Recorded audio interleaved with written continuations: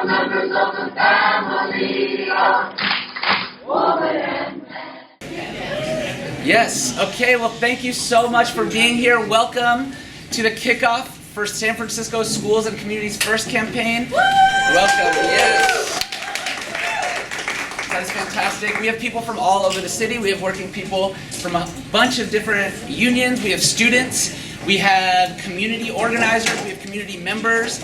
It is really fantastic to have you all with us here today. I just want to start out by saying how important it is to us here at San Francisco Rising to really be bringing together all these people. I think a lot of the time we kind of get together either with our unions or with our fellow students or with the people on our block or all these different things. But it's rare that we get to actually be in one of these spaces with everybody all here together. And it's incredibly powerful. And we feel very lucky to get to be here with you all. So just can you give a hand to yourselves for all making it here today?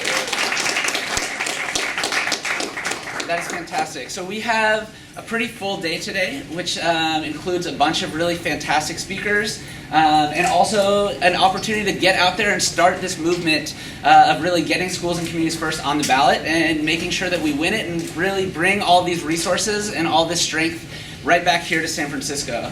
And so without further ado, I'm going to jump right into it. Can y'all see that? Okay, cool. So here are some goals for today's training and kickoff. We're going to start out by learning a bunch about the Schools and Communities First proposal and our plan to win. Then we're going to jump into training our volunteers on how to collect signatures to get Schools and Communities First on the ballot. We're then going to really be showing this commitment and showing this strength to be the spark, to be the grassroots spark for this movement, and to develop a plan to really recruit a bunch of more people to be a part of this. And then we're going to really practice collecting those signatures, and we're going to put that practice into practice, I guess, by getting out there and doing it ourselves. How does that sound to folks? Does that sound good? That's great. Yeah, so here's a quick agenda. We're doing the welcome right now. We're then going to jump into what is SCF and why it matters and why it's really going to impact us and our communities here in San Francisco. Then we're going to talk about how we win, how we get this onto the ballot and then really are successful with it come November of 2020. Then we're going to jump into the signature gathering training and really making sure that we're doing it all right so that every one of our signatures is counted and that we can show strength when we send it back to the state. And then we're going to get together for a really strong and powerful and beautiful group photo with all of your wonderful faces. And then we're going to jump out there and get out onto the streets and really get these signatures and start this movement. So yeah, before we jump into the training, I just wanted to shout out some of the folks who are in the room. So you can see on a bunch of these different signs around the room a bunch of the different co-hosts for this. We would love you to talk all about this event on social media, really show the kind of strength that we have here in San Francisco. And yes, we have our wonderful guides to the sheets. Some of the groups, so as I said, I'm David with San Francisco Rising. We're all part of the Schools and Communities First campaign. We have SEIU 10 to 1 in the house. Can I hear it for SEIU 10 to 1? We also have SEIU 2015 in the house. Let's hear for that. We have IFPTE Local 21 in the house.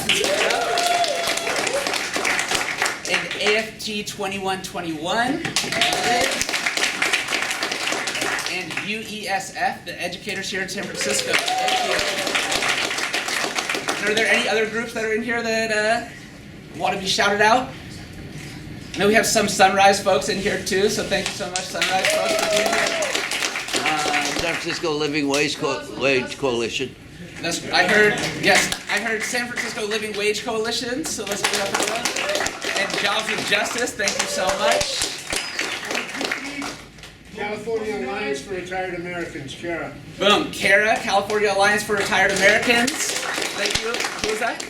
OPEIU Local 29. Beautiful, OPEIU Local 29. That's amazing. Anybody else? Any last ones? CPA. CPA, thank you so much. The Chinese Progressive Association. Also, I know that we have CJJC, Casa Justa Jessicas. Thank you. Yeah, there's, sorry. And Mua, thank you so much. Mua. In the house, that's fantastic. So yes, as we said, this is a really, really unbelievably powerful coalition. And this is what it's going to take to really bring this home and to bring, California forwards, both in terms of passing schools and communities first and really making sure that we, build the movement to get those resources and put them in the right place. So yes, thank you so much for being here. I have the extreme privilege of getting to announce our first speaker for the day, and that is, or our first two speakers, which is Jenny Worley, who is the president of AFT 2121, and an English professor here at SF City College, and also we have Marcos Cruz, who's going to get up here in a second. So thank you so much. Thank you. Thanks. Is there a mic? No, I'm just yelling. That's okay. Okay, I can do that. Hi, good morning, everyone. Thank you so much for coming out today for Schools and Community First. I'm Jenny from AFT 2121 City College, San Francisco Faculty Union. Bravo. I just wanted to say a few words about what Schools and Communities First is going to mean for our college, for our students, and also for the larger community in the state of California. When I first started teaching at the college level, I finished graduate school and I went out and I got 2 part-time jobs, because that's how it is in the academic world now. I got one at City College San Francisco, woo-woo, and another job at a local private university. And boy, did I get an education when I went into education. At the private university where I taught, my class had 15 students. At City College, my class had 31 students. Right? And these students had the same teacher, they had the same syllabus, they were getting the same number of credits, right? But at my other college, at the private college, we had a tiny little class. I got to know each student by name. If the class went over, if more than 15 students wanted to get in this class, the university would add another section. They wouldn't ask me to take more students. They would add another section so those students could have the class they wanted. At City College, what we were forced to do, if the students wanted to get in my class but it was already full, those students were told, hey, you gotta wait another semester to graduate, right? You're gonna push back this required course.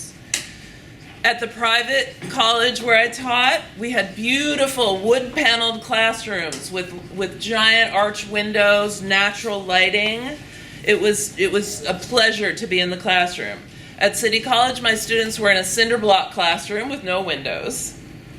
When we wanted to watch a movie or have a PowerPoint, I pressed a button at the private college and a projector came down and a screen came down and I hooked up the computer that was provided for me.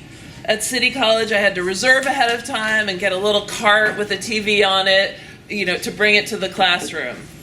At the private school, my students had housing that was secure. They had dining rooms with multiple choices to eat breakfast, lunch, and dinner. They had health care and nurses on campus. At City College, my students were coming to me on a weekly basis. I can't make it to class this week. I'm going to do the reading, but I have to help. My mom's losing her Section 8 housing. I couldn't do the homework. We got an eviction notice. I have to help my parents keep our apartment or find a new one. They had, for my night classes at City College, the students came straight from work to a 6 p.m. class. They didn't have a beautiful dining room with multiple choices. There was a food truck. They didn't have access to immediate health care. They didn't have access to nurses right away when they needed it on campus. There was waits at the student health center. And this is because public education in this state has been chronically underfunded since Proposition 13 passed.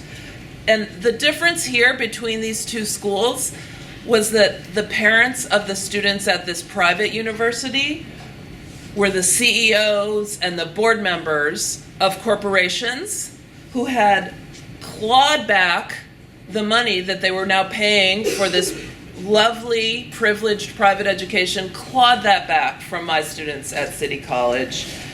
The students at City College were the workers at those corporations, or the children of those workers at those corporations. And we're here today because those students at City College, those students in our public schools, deserve every goddamn thing that the students in those private universities get and take for granted.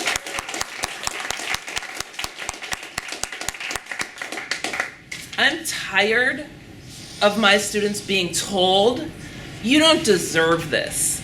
You don't deserve small classes. You don't deserve for your professor to get to know your name. You don't deserve to meet in an office with your instructor. You don't deserve state-of-the-art tech in your classroom. You don't deserve stable housing so that you can study. You don't deserve health care. You don't deserve food security. Our students do deserve this, and they deserve it just as much as the kids of CEOs and CFOs deserve it, and we're here today to make sure that they're going to get it. Bravo.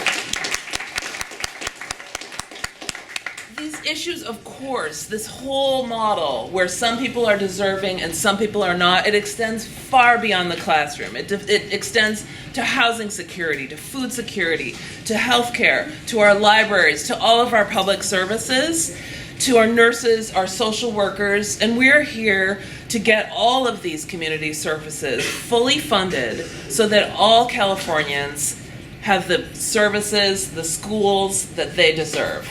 Thank you. Bravo.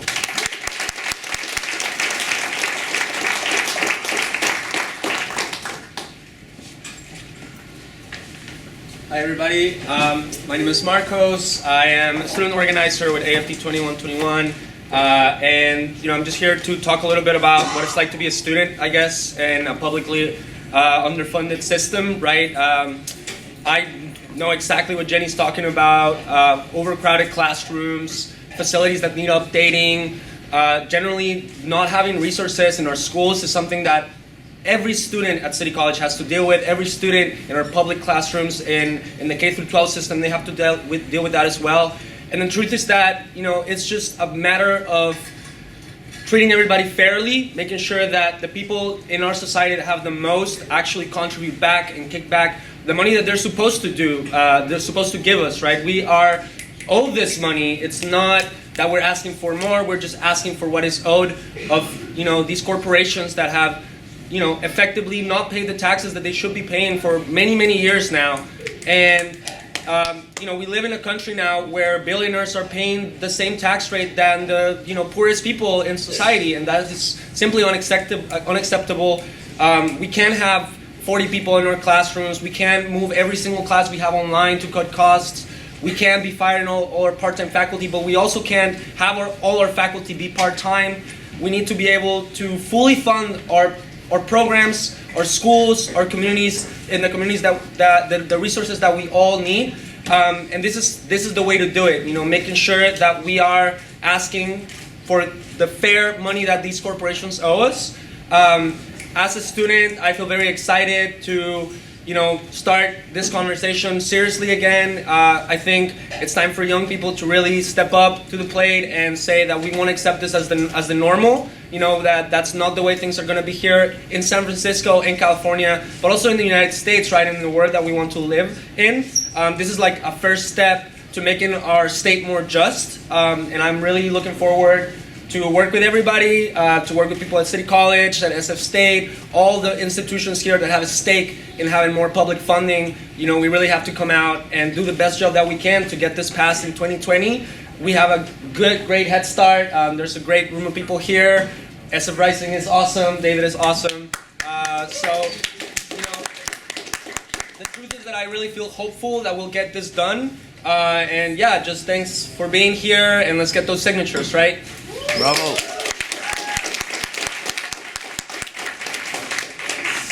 Yeah, wow. Thank you both, Marcos and Jenny. Wow, that is an incredibly powerful and real testimony about why we need the schools and communities first, right? For the last 40 years, they've been taking and taking and taking and taking, and we need to take back. And this is true for everybody. It's true for the students. It's true for the teachers. It's true for all of our different community members. It's true for nurses. It's true for people building houses. All of these different things are going to really change when we pass Schools and Communities First, and that's the power of what we're doing here. So now we get to learn a little bit more about what is actually happening with Schools and Communities First, and I'm really excited to announce Bianca Polovina, who is here with IFPTE Local 21. They are a proud San Francisco resident, and without further ado, Bianca, thank you.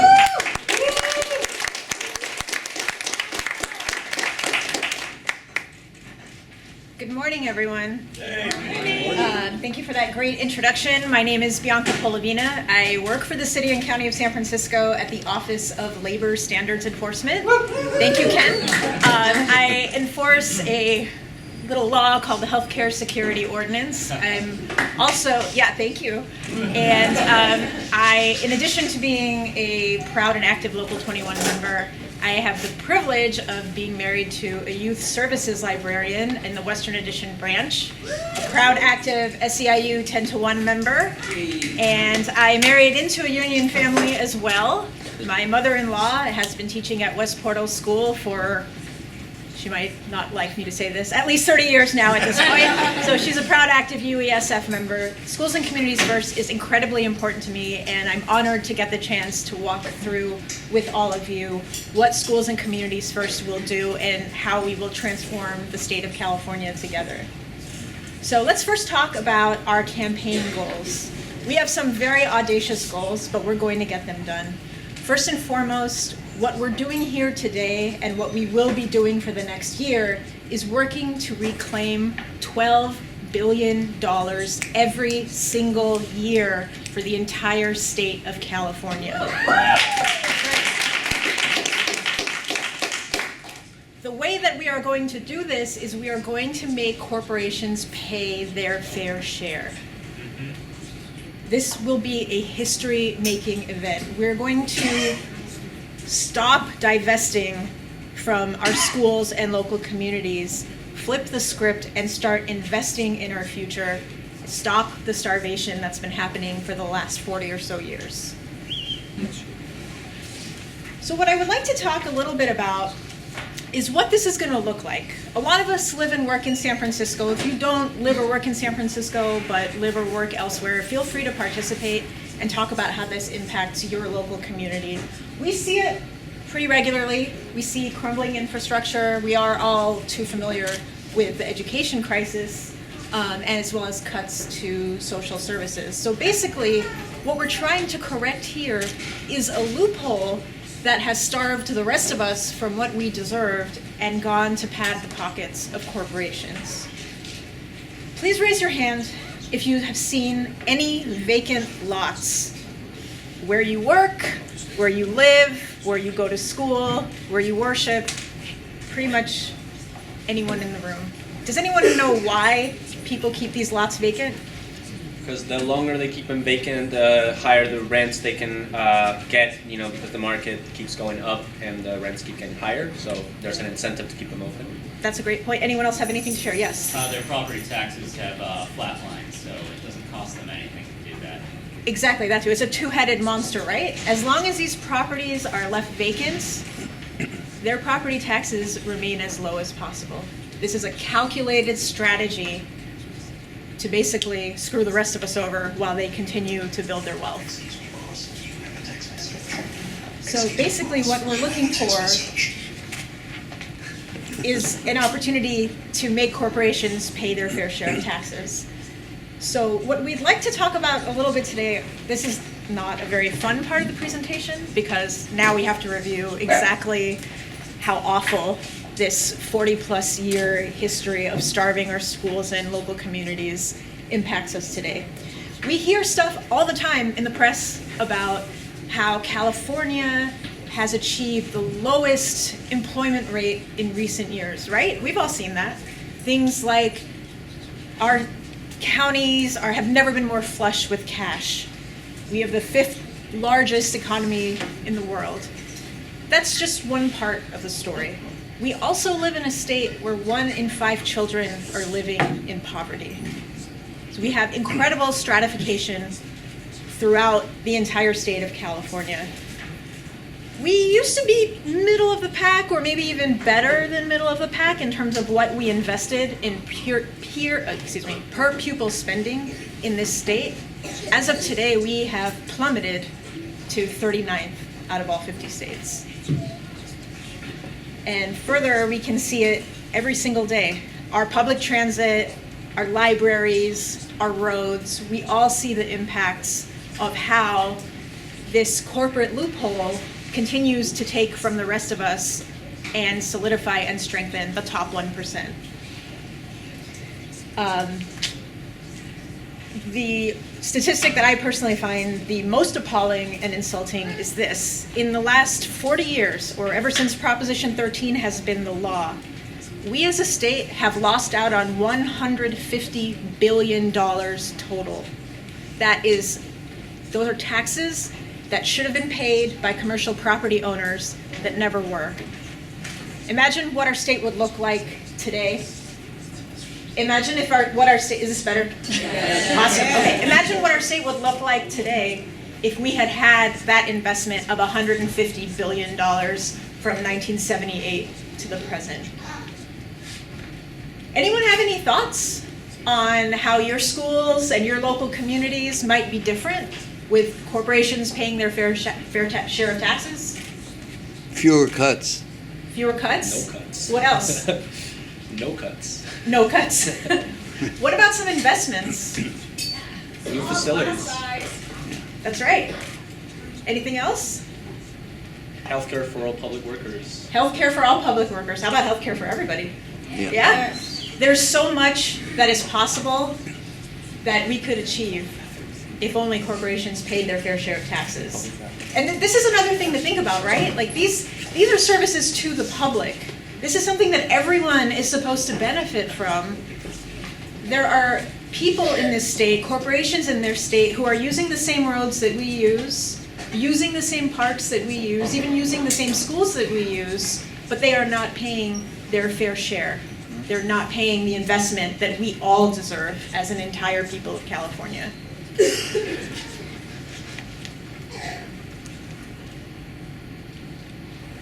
But we do have a solution, obviously, and we're talking about it today, so it's not all bad. Schools and Communities First is basically going to at least begin to correct some of these major issues. So I want to talk a little bit in detail. I think I'm going to skip.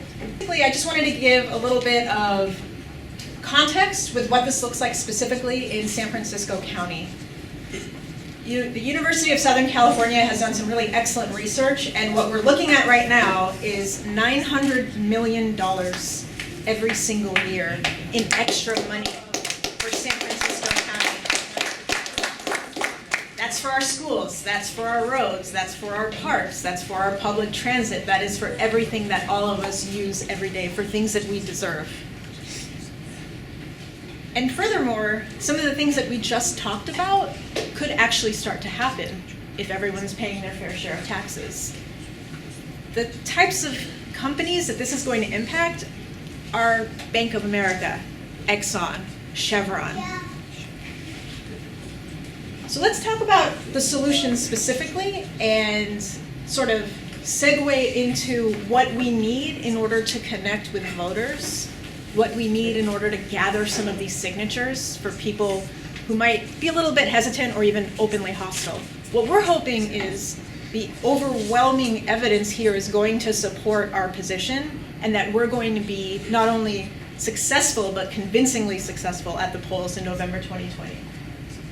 Basically, this closes that 40-year loophole that should have never happened. So many people, when they voted for Proposition 13 back in the late 70s, had no idea that this was going to apply to commercial property. This is our chance to correct the record. Again, for the entire state of California, what we're projecting is $12 billion per year, every single year. And furthermore, this is about making sure that everyone is playing on the same field. Any questions so far? Okay.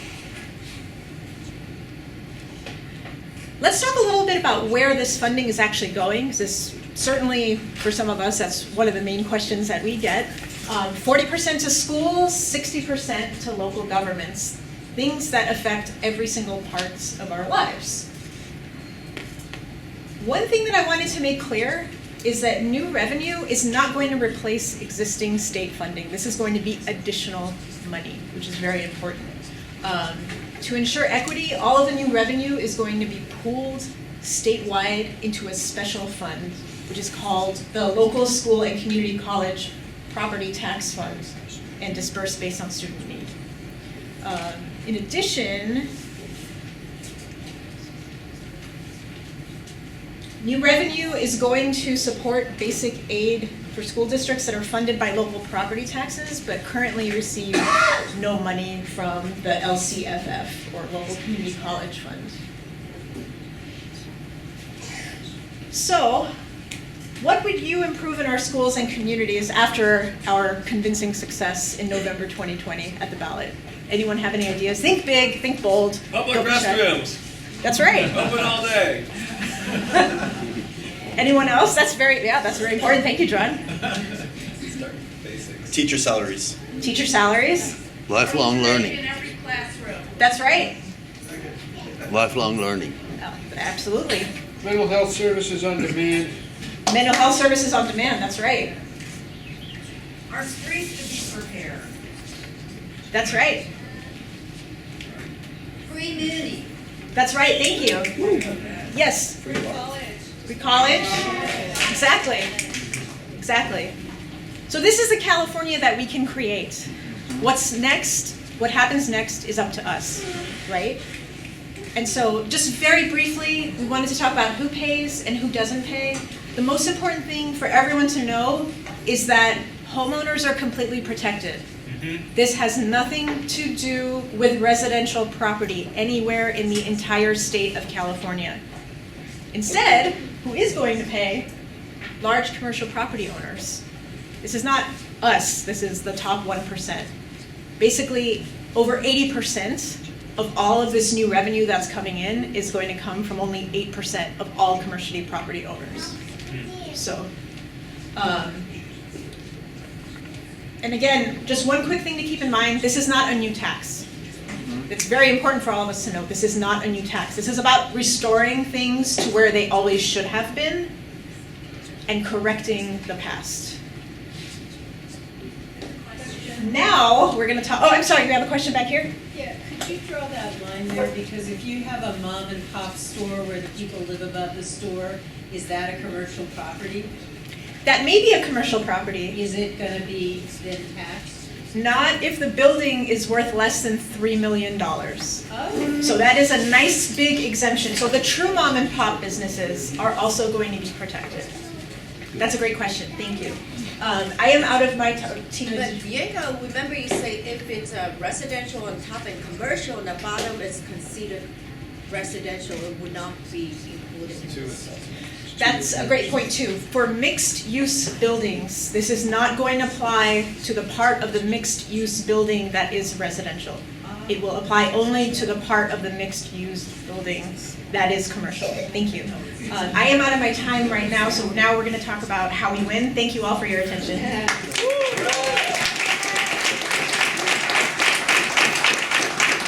Wow, thank you so much, Bianca. That was fantastic, so comprehensive, really amazing. I now have the privilege of introducing Annabelle, who is the political director of UESF.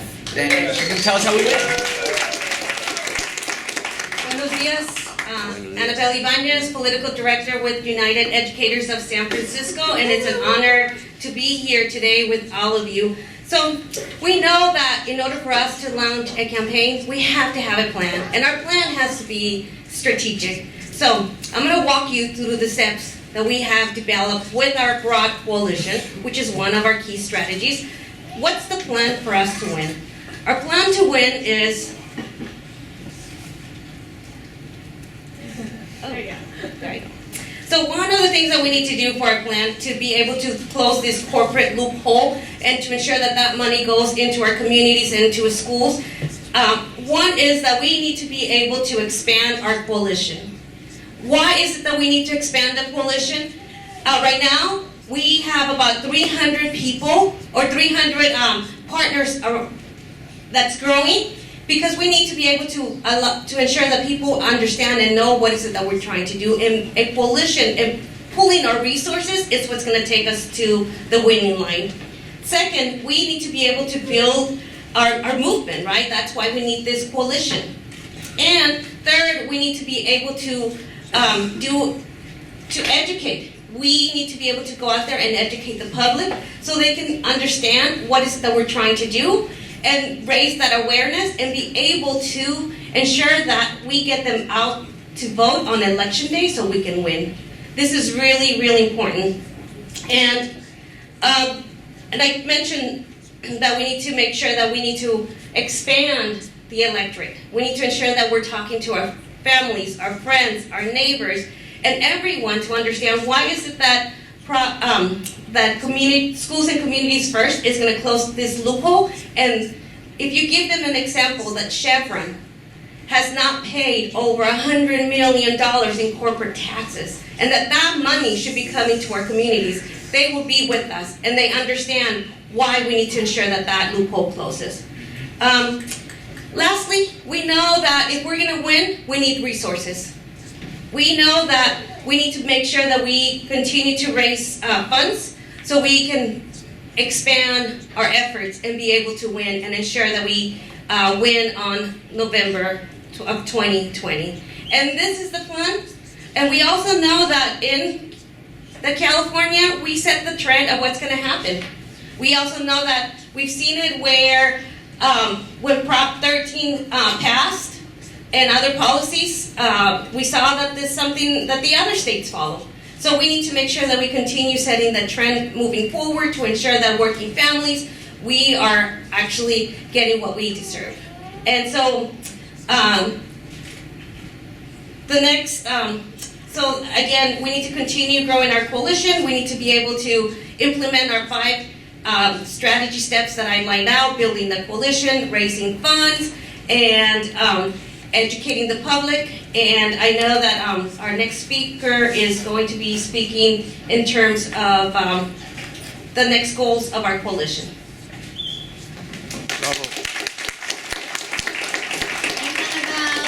All right, so we're going to get down to the nitty-gritty part of this training, which is actually how do you get those signatures collected. And we're going to actually split out. So for folks who are Spanish speakers, if you're bilingual or monolingual Spanish, we are going to have you go with Chema over here, who's going to do a training just in the next room across the hall. So folks who are bilingual, folks who are monolingual Spanish speakers, can follow Chema. You want to do an announcement? Buenos días. Si vamos a continuar el entrenamiento de cómo recabar firmas en el otro cuarto, entonces si hablan español, por favor, sigan. All right, so let's pause for a second, and folks who want to do that can get up and go across the room. All right. And for the rest of us, we're going to be doing the actual how do you get the signatures collected. So, whoops, right in mind. Okay, also social media. So for folks who are on Instagram, Twitter, Facebook, please tag the actual Twitter handle of this coalition, which is statewide, Schools First CA. And then we have a bunch of hashtags to use. And there's also the organizations who are part of this effort. We have them listed here, so please tag them as well. It's also on this concrete pillar up there. So we want to make sure everyone knows about this. So the next section, question, yes? Yeah. What is the deadline? By what date do we need to gather the signatures? How many do we need? Great question. I think the exact number is over 1 million. 1.5 million. Yeah, not that many, just 1.5. When are they due? They are due March 20th, but we're trying to get over a third by the end of this year. Yeah, so March 20th is our final deadline. We want to make good progress and get a third of that by the end of this year. And don't worry, we're not responsible for all 1.5 million. We actually have a paid signature gathering firm that the coalition statewide is paying people. So you see people at the BART station, at the Safeways. They're probably paid signature gatherers, so they're doing this as their job, and they're collecting the majority of the signatures, but volunteers need to do the rest, right? We're doing, I think, about a third of the signatures, and that's still a lot, right? A third of 1.5 million. So we got a work cut out for us, but we're not doing it alone. All right, so let me go over the signature gathering with you all. This is a pretty important part, the technical part. So who can collect signatures? Anyone over the age, 18 or over, right, David? Anyone who's 18 or over. So if you're not a citizen, if you're not a voter, you can't register to vote, that's okay. If you're 18 or over, then you can collect signatures, all right? All right, so anyone registered to vote, and one thing to be very careful of, because there are paid signature gatherers, there's also people who have competing measures with ours, and they're also gathering signatures. So we want to make sure that when you go out and talk to people on the street, you tell them this is for schools and communities first. And our petition is this one, which is the title and summary on the top of the petition is going to tell you exactly what it is. It's going to say generates X billions of dollars for the state. And we just want to know if you signed one person's petition, like say you went to Safeway and you signed a paid gatherer, like one of their paid signature gatherers petition, you shouldn't sign another one. Okay, we'll be penalized for that because they'll think we're trying to cheat. They'll think we're trying to get like double signatures. And so if somebody comes up to you and says, oh, I think I might have already signed that one at the farmer's market yesterday, you should be like, okay, well, if you're not sure, don't sign mine again. Because when the state checks the signatures, they will penalize us if we have doubles. Oh, yeah. Go ahead. So I just wanted to suggest that we have a plan B because it's version 2.0. Someone says, I signed already. Last year. To me, it makes sense to say when, yeah, and say because it was just this December. Right. You know? Right. Say if it was last spring, please sign again. Yes. So that's a great point, Lita. Is that some people might be like, I already signed this one last year. This is the version 2.0. So sign it again if you haven't signed it yet, starting now, because they've only started gathering signatures since the end of October. So if they signed it last year, then they can definitely sign it again. Connie? Is there a name that the bad guys have for their housing initiative that we should be aware of, or no? Not yet. Yeah, I think it's not a name that people would recognize, I don't think, but what their thing is going to be different is that for their measure, they only want the funding to go just to schools, right? It doesn't include the community part, and so that is one thing that will be different on the top of the petition. It'll say all funding goes to blah, blah, blah, instead of our funding, which is 40% for schools and 60% for community services. Yeah. Yes? I was looking at that competing website, and it's called Full and Fair Funding. Mm-hmm. Full and fair funding, right. So it might, but a lot of times the name isn't reflected on the actual petition, so, yeah. And I also I read an article that said Gavin Newsom might step in and try. Gavin Newsom, so we're putting pressure on him. There's a whole statewide campaign to get him to side with ours. He hasn't done anything at this point, and we're going to make sure that we're going to go full court press on Gavin Newsom to make sure he's supporting this measure. So let me get to the actual training, you guys. I know, there's so many good questions. All right, so where can you gather signatures? Any public place, you have the right to gather signatures as long as you're not blocking traffic, right? As long as you're not standing right in front of the Safeway door, like blocking it, you're okay, right? You should do it at home. We've got a lot of different like winter breaks coming up, holidays, people are going home. If you live in California, your family's from California, go get some petitions and get your family and friends to sign it when you go home. In your neighborhood, you can definitely knock on your neighbor's doors. They just have to be a voter. At work, so I know we have a lot of labor unions here who are asking, well, what's the rule for collecting at my work? And you should talk with your representative at your union to get the exact protocol, because there might be specific rules for school sites versus for city and county employees. So basically talk to your rep. And then also places with lots of foot traffic. So college campuses are great, grocery stores, farmers markets, community events, street fairs. There's like a street fair in San Francisco every Saturday practically. So we have a lot of reasons and a lot of places to go get these signatures. All right, so you can pretty much do it anywhere.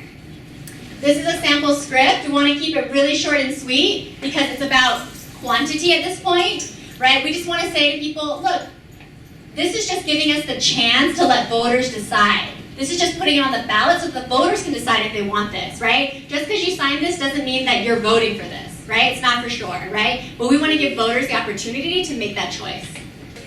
So really quick, short and sweet. Hey, can we get your signature that gives more funding for schools and local services? Who says no to more funding for schools and services? Most kind-hearted people like us? Oligarchs. Oligarchs, yeah, those people. We don't want their signature anyway. Help us put our communities first by getting more money. This will give us $12 billion. That's a lot of money every year for schools and community services. This will make corporations and the rich pay their fair share in taxes, right? As long as the people know it's not impacting them, who here is down for taxing more rich people and corporations, right? I think most average people are. So that's all good. And we asked them, are you registered to vote in California? If you're not registered to vote here, you just moved here, sorry, you can't sign it. What county are you registered to vote in? So this is the part where Connie's getting to, which is each petition has to have the county listed on it, and you can't mix and match, okay? So let me actually get there to this part. So here's what it looks like. You can't read it, but this is the title and summary, which is like short explanation. What is a thing? It says $12 billion, money for schools, money for services, and then at the top of the signature boxes, that's where you write in the one county. So each petition can only have one county written on the top. So if you're in San Francisco and you're running into a bunch of people from Oakland who are visiting, they can't sign your San Francisco petition, but you can give them a new one that says Alameda County. Okay, so that's very important. Don't mix and match the counties. This is the part where the voters fill out, and you'll notice our petitions all have this little like 1918 like schoolhouse, right? None of our schools look like this, but it has this little symbol on it that you can recognize. Oh, that's our petition. Okay. So the voters fill out their information, and then the bottom here is the declaration of the circulator, which is us, the people collecting the signatures. So you have to put in your name, the place you collected it, all those details, in order for this to be valid. So let's get into the But nitty. you do not have to be from the county that you're collecting signatures for. Correct. You do not need to be from the county where you're collecting these signatures. So just because I don't live in Santa Clara County doesn't mean I can't collect Santa Clara County signatures, right? If I run into somebody from there. Okay, so we already said this. County goes here. If the voters, okay, I already said all this. Never mind. Let's keep going. Okay, here's the section where they have to fill out. The voter has to do it themselves, and they must be registered in that county where it's for that petition.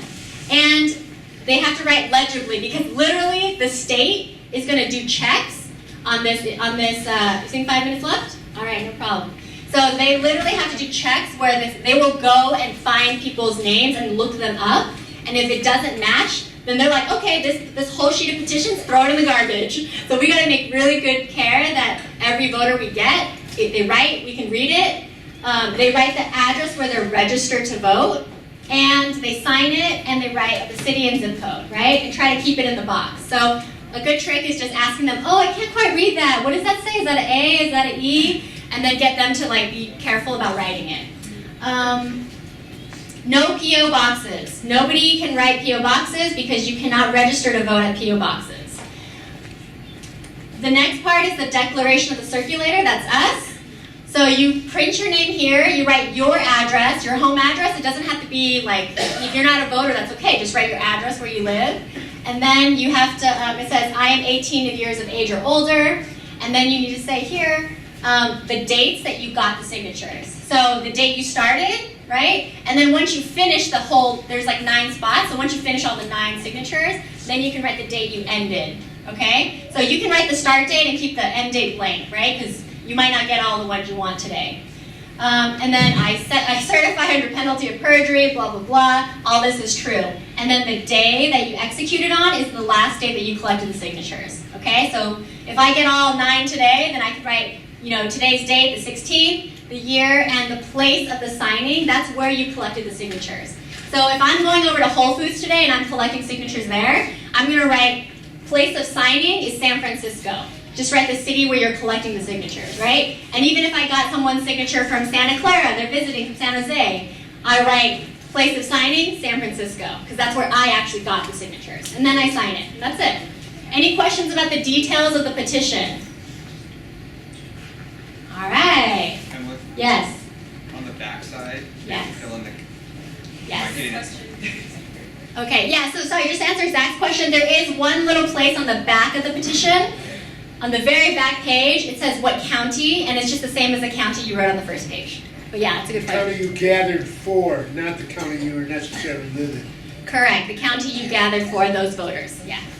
Do people write SF or do they have to write out San Francisco? Right, San Francisco, it could be San Fernando.